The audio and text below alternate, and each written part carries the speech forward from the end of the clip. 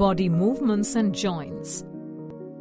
In this module, you will learn about body movements and joints. You do different exercises in your yoga classes at school. For doing these exercises, you do different types of movements. For example, moving your arms and legs, forward bending, shoulder rotation, and many more. You can do these movements easily because your body is flexible. Such flexibility in our body is due to the presence of joints. Do you know what a joint is? Well, a joint is actually a place where two bones are joined together. Press your hand against your knee, shoulder, or your fingers. You can feel your joints there.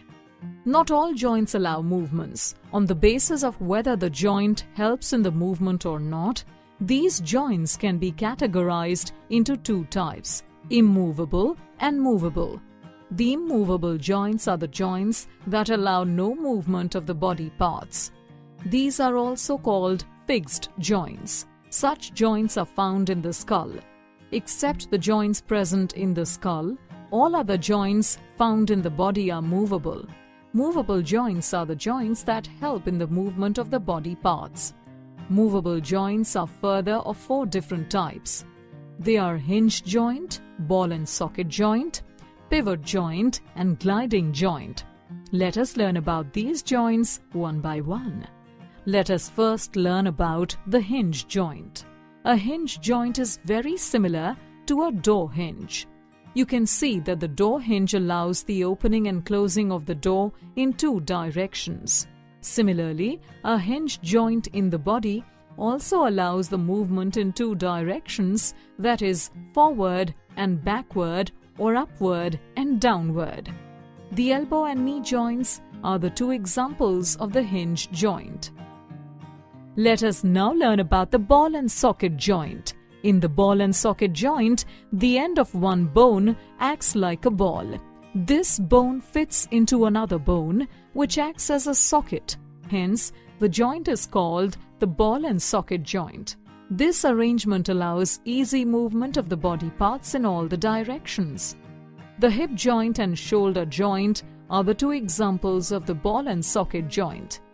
The next type of joint is the pivot joint. In this type of joint, one of the bones acts like a cylinder and fits into the end of the other bone, which is like a ring. Hence, the first bone rotates inside the ring and allows easy movement of the body part in different directions. An example of a pivot joint is the neck joint. The pivot joint allows the movement of neck sideways, upward, and downward. It even allows the rotation of the neck. The last type of joint is the gliding joint. This type of joint allows the bones to glide over each other and hence allows slight movement of the body parts. In this type of joint, the joint bones are flat and so they slide back and forth and side to side. Ankle joint and wrist joint are some examples of the gliding joint. Now, there is a special tissue that holds the two bones of a joint in position. This is called ligament. There is another soft tissue that covers a joint from outside. This is called cartilage.